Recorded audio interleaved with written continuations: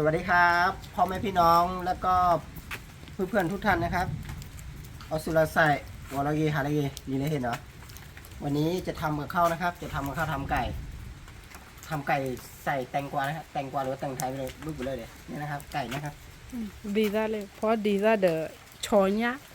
โคชอวิโมก่อนเลยอันนี้คือไก่บ้านนะครับไก่บ้านในบ้านนั่นแหละจะทำกิน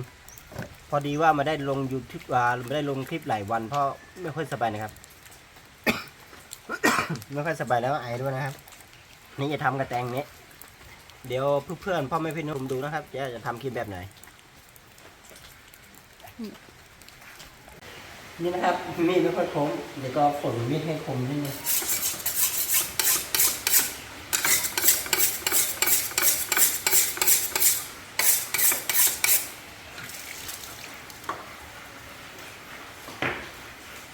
ตอนนี้คือจะสับไก่นะครับสับไก่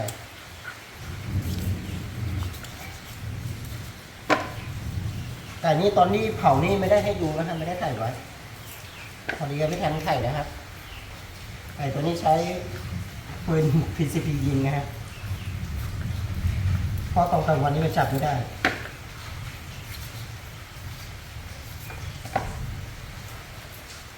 มันจะเข้าไปอันนี้สับเสร็จแล้วนะครับอันนี้ครับสับเป็นชิ้นเสร็จแล้วเดี๋ยวหั่นแตงไทยต่อนะครับแตงไทยเดี๋ยวจะแกงใส่ไก่แตงไทยแกงใส่ไก่นะฮะแกงไก่ใส่แตงไทย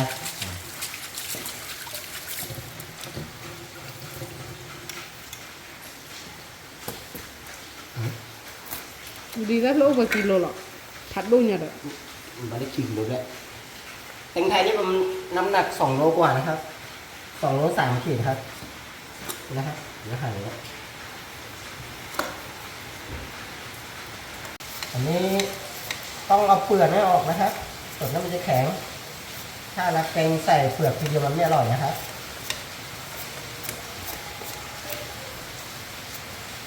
ช่วงนี้ไม่ได้เข้าป่าครับพ่อไม่สบายนะครับคือมีเพื่อนบอกว่ามันมีต้นไทรต้นหนึ่งที่มันมีสุกแล้วครับมีผลว่าสุกแล้วมีต้องมาทีมีหนูมาทีครับไม่มีเวลาเข้าป่านะครับไม่มีเวลาแล้วก็ไม่สบายด้วยนะครับ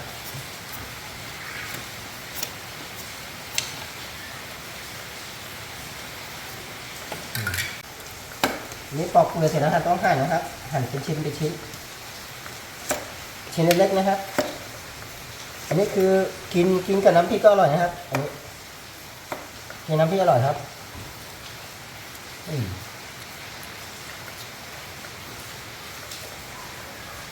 กินน้ำพริกอร่อยมากนะ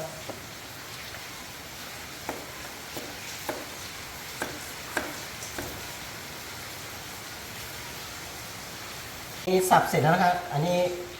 แตงไทยหั่นเสร็จแล้วนะครับเดี๋ยวล้างเปล่าล้างเปล่าก่อนนะครับ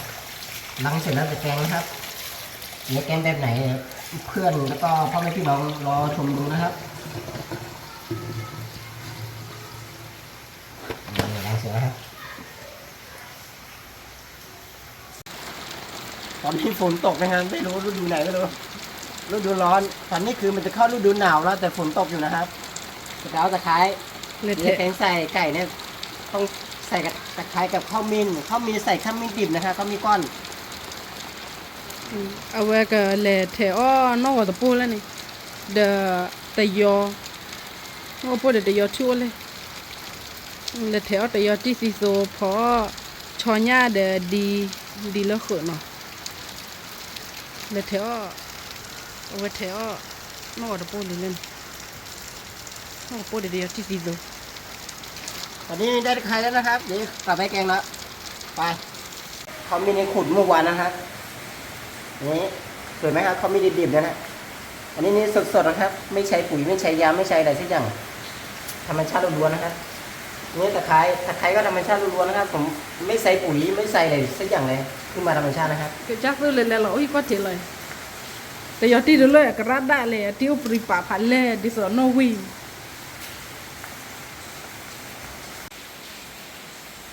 นี่นะครับ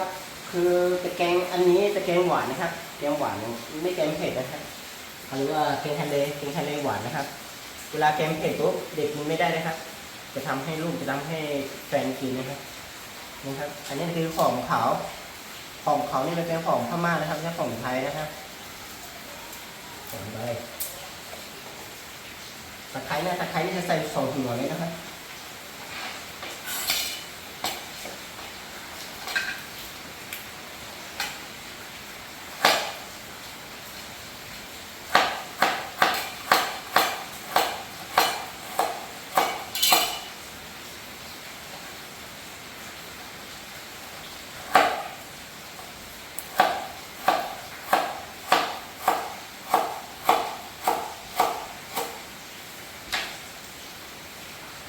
เล่นลีปาตะเบบูโอเวด้าซอคาโพซาซอคาโพซาไม่อูซีโตไม่อูซีเลอร์มึงหาหรอเดี๋ยวที่ด้านนมีเหรอมึงเฮกันดอลลี่ดอกบัวเต้นนะสิกว่ามึงอูซีดอกเล่นตะไคร่ซอคาโพซาเนาะซอคาโพซาโพสวีดอตะไคร่ดอกกาซาก็ดอกแค่ก่อนซอคาโพซาไก่กระจอที่โพสวีดออะคลอดอกกาซาโคก็ดอกมวยตัวที่ตอนนี้ไฟดับนะครับไฟดับไม่ได้ไม่รู้เป็นอะไรฝนตกนิดหน่อยก็ไฟดับแล้วครับอันนี้ต้องใช้ไฟฉายส่องนะครับอันนี้เขามีนะครับเขามีใส่ลงไปเนี่ยแล้วจะตำรวมนะครับมาใส่ซะ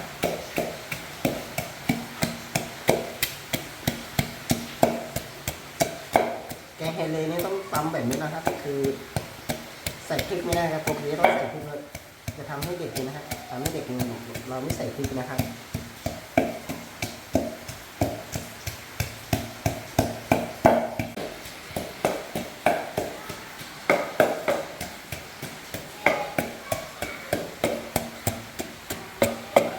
นี่แหละ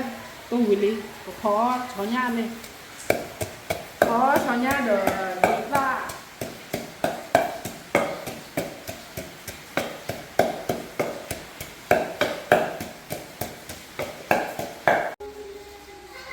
ตอนนี้ตำเสร็จแล้วนะครับเดี๋ยวจะต้องคั่วกับน้ำมันนะครับน้ำมันเมื่อกี้ใส่แล้วเหลือตอนนี้น้ำมันเหลือนะครับตั้งได้สักพักนะต้องคั่วให้หอมก่อนนะครับเดี๋ยวจะใส่ไก่นะไก่กับแตงไทย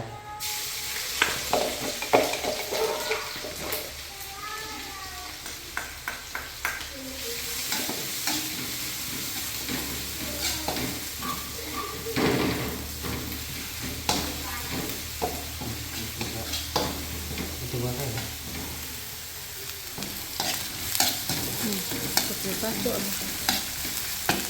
cho mình phải ra mình mà được là cho nhá nó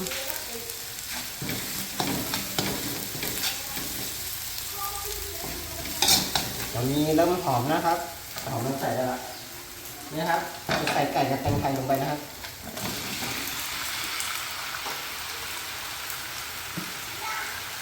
ได้1 หม้อเต็มมาเลยได้1 ถาด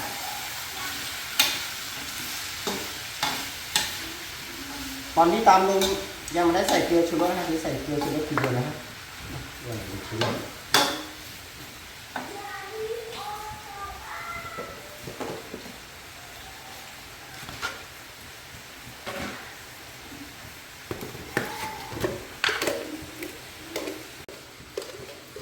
นี่ใส่เกลือนะครับใส่เกลือลงไปเราต้องใส่เกลือกับชูรสก่อนเพราะอะไรมันจะต้องเดี๋ยวมันเดือดแล้วมันจะต้องมันเข้าในเนื้อนะใส่ชูรส2 ช้อนชานะครับ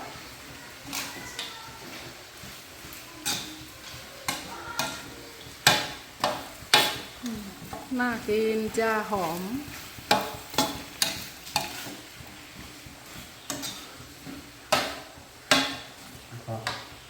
ตอนนี้เริ่มเดือดแล้วนะครับเดี๋ยวเพื่อนๆเราชมดูนะครับมันสุกแล้วหน้าตาเป็นยังไงไม่รู้ สีสันสวยไหมรอชมดูนะครับที่ไปจอดกับคาฟ่าที่ไปจอดอะไรยังจีเลยกับคาฟ่ากับคาหนึ่งถ้าปรีซ่าวิ่งนะถ้าเช่จอยมาถ้าไม่คลีอ่างนะคะถ้าเข้าอ่ะจอดอะไรยังจีก็ ta du awe na pa tini to so ve a top bo se pha kle mai na pa wa to so awe se mu ha ko awe se pha la cho mi ati di so so kha yu ba de ya pa tu wa ra kai le bia wi mai ke cho la pa wa to so lo awe mi se pha bo la cho Nhà máu ông đã đi lẻ. cho ba ka va ne cho ba ka va ni ni ni ni ni o ni ni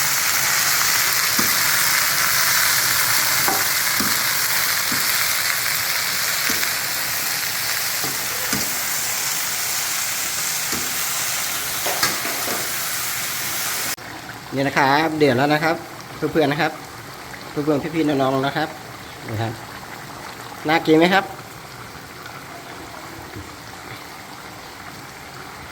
ปกติแล้วต้องใส่พริกนะถ้าใส่พริกสีสันมันจะสวยกว่านี้อันนี้คือให้กินเด็กนะครับใส่พริกไม่ได้อันนี้คือแกงไก่แกงเฮเลไก่นะครับเปรี้ยวหวาน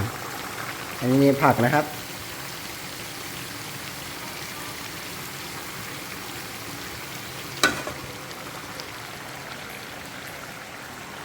นี่ชะอมนะครับชะอมนี่ชะอมนี่สัตว์ดาวใช่ไหมใช่หรือเปล่านี่ฮะเดี๋ยวนี้คือกินดิบนะครับอันนี้เผากินนะครับอันนี้เผากินเดี๋ยวเพื่อนๆพ่อแม่พี่น้องรอชมดูนะครับว่ากินข้าวอร่อยไหมเดี๋ยวจะพาเด็กๆมากินข้าวด้วยนะครับเด็กๆหลายคนนะครับมันน่ากินข้าวด้วยเดี๋ยวพ่อแม่พี่น้องเพื่อนๆเราชมดูนะครับว่าเด็กๆนี้จะอร่อยไหมอร่อยแค่ไหนรอรับชมดูนะครับนี่ครับสุกแล้วนะครับเสร็จแล้วนะครับน่ากินไหมครับเดี๋ยวจะกินข้าวแล้วนะครับเดี๋ยวตัดจานกินข้าวแล้วไปเด็กๆเอาจานเดี๋ยวกินข้าว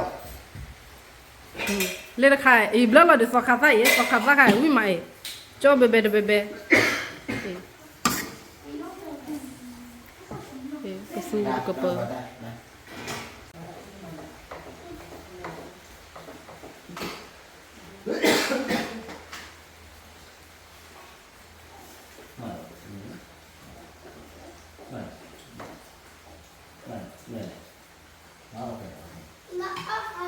ตอนนี้คือจะนั่งกินข้าวนะครับนั่งกินข้าวกับหล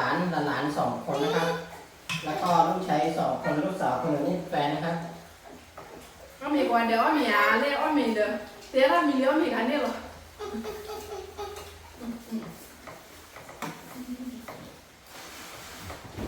Mama ini nak tanya, mi de cho nha oh soalnya โอเค เพื่อนๆพี่ๆน้องๆพ่อแม่พี่น้องทุกคนนะครับ ถ้าอยากกินก็มากินได้นะครับ มาตาnó nóiเลยเขาพูดกัน ไก่นะครับนี่ไก่ นี่กึ่งไก่นะครับกึ่งไก่ Kai อันนี้คือสันดาวใช่ไหมเขาเรียกว่าอะไร độ can ra đó hả ดอกกาซะ độ can ra của anh ไม่ thì รู้สันดาวหรือเปล่าไม่รู้ว่าผิดหรือว่าถูกไม่รู้ฮะอันนี้นะเผาเสร็จแล้วนะครับ ตอนนี้เผาไม่ได้ถ่ายไว้นะครับ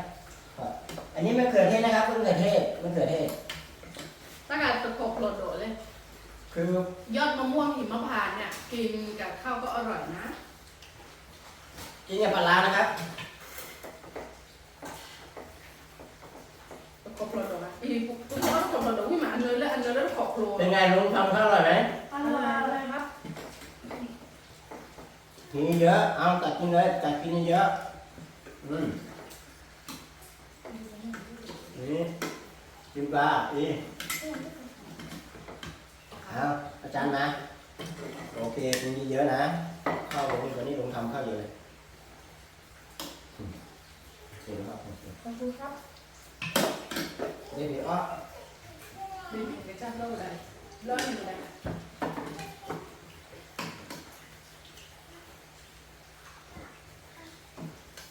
ya Pak apa ya?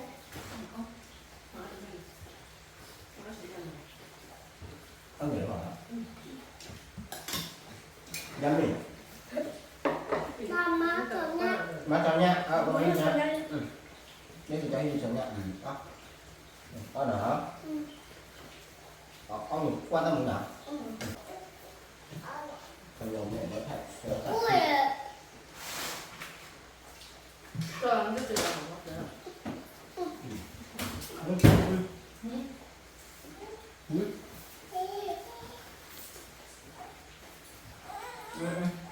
เธอ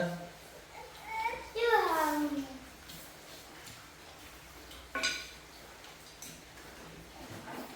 nhưng mà đây rồi ไปตรงขาดิ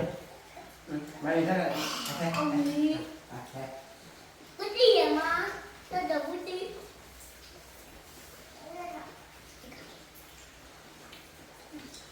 Có khăn không mà.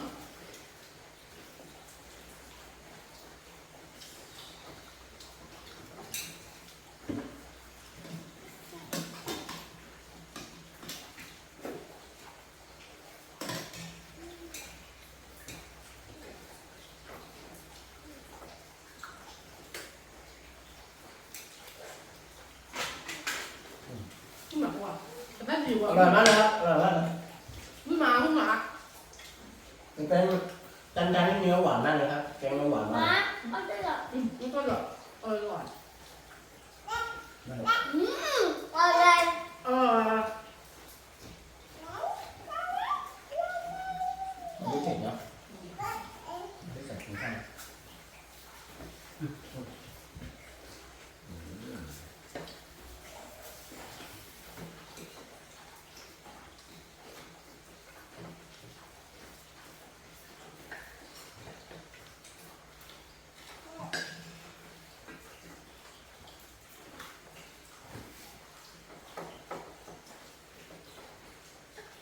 Nó có mấy có mấy. Nó có lọc không.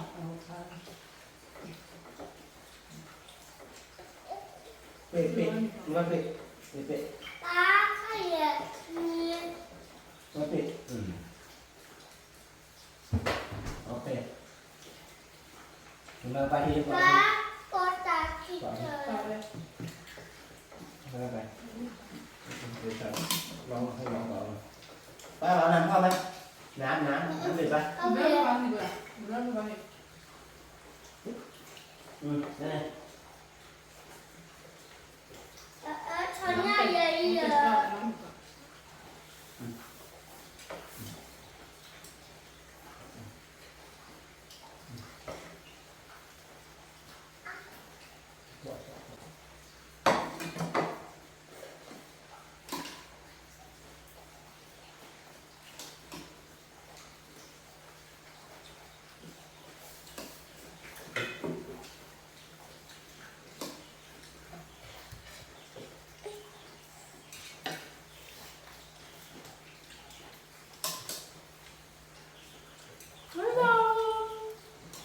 em vào đi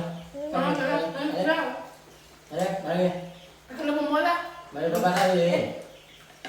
đi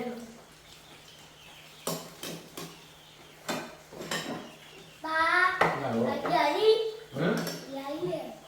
nè vậy má Ừ. má rất được Có thật đỏ. dòng sao luôn Chẳng có thật nữa. nếu sao hết kỳ tốt Chưa nào.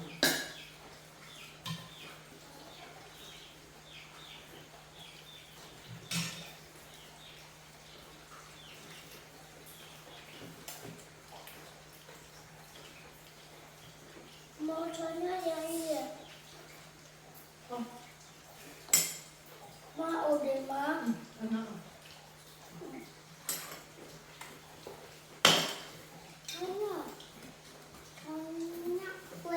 ôi à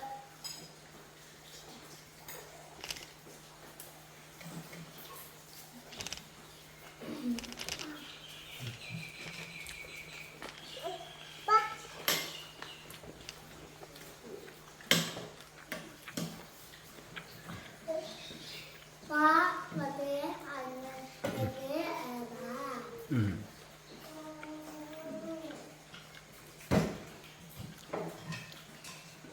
ตอนนี้กินข้าวเหลือกัน2 คนนะครับเหลือ2 คน Mày đi sửa bảo cũng nó té rồi. ตั้งหน้าตั้งตากินข้าวอย่างเดียวนะครับนะน่าจะอร่อยนะครับนะ